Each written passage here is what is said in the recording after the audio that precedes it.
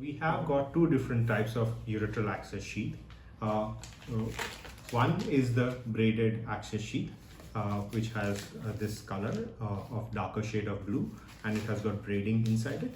And then we have got a lighter shade of blue, which is a standard access sheath, or the unbraided access sheath that we have got here. The access sheaths are very important for your surgeries of RIRS, where we wanted to put a flexible ureteroscope multiple times through the patient's anatomy, specifically through the urethra, into the bladder, and then into the ureter, where ureter is the place where it is most fragile. So we would want to have a good protection of the ureter from the scope, as well as protect the scope from the patient's anatomy, so that there is an extended life of the scope, as well as there is no trauma caused to the patients while doing the surgeries of retrograde intrarenal surgery, or in short, RIRS. Ureteral access sheaths are very important in RIRS for a couple of simple reasons. One is it provides a good channel for the outflow of liquid through the space between the scope and the access sheath. So it helps in maintaining of the intrarenal pressure, intrarenal temperature, which are very crucial to maintain while performing an RIRS surgery. As well as since the access sheath is placed through the length of most part of ureter, it also protects the ureter from any unintended damage from the scope when we move the scope in and out multiple times. For all those reasons, the access sheaths play a very critical role in RIRS, and we have got two different variants of those.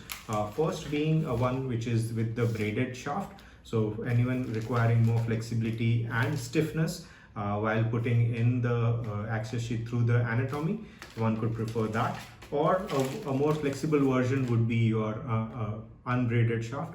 Anyone not having much issues in putting things through the anatomy where it's not tight ureters, one might prefer having an unbraided shaft for the same. They perform similar functions. Both of them would come in options of hydrophilic coating, so that they are very atraumatic while inserting into the patient's body, and very useful in navigating into the unknown territory which was not previously explored into the patient's body. What I would like to show you now is products. Once we open up, they come in a double packaging. So the outer packaging is already sterile Tyvek pouch, whereas internal it comes in another set of plastic, which allows you to handle the product in a sterile manner. It is also accompanied by a patient record card, so that wherever required, one can use it for maintaining records very effectively. Your ureteral access sheath, which is braided in nature. Opened up on the packaging, we find the tip has been protected by its own cover to protect the tapering that we have provided here, which would be useful while inserting into the patient's body. On the other end, we have got this hub, which is connected to your dilator. So this is how the two products are. So this is the sheath portion and this is the dilator portion, and they connect very securely into this hub. So it is convenient while we place it into the patient. Both of them would be connected together and would be placed inside very effectively. And on the other hand, when we want to remove it, it's a very simple removal as well. What we also observe is we have given this sloping nature for the outflow of urine to be collected very effectively and not spilling on every direction. And this hub is also very securely placed when we are inserting or removing it together. This is an unbraided ureteral access sheath. As you can see, it is more flexible in nature. Again, comes with its own covering at the tip.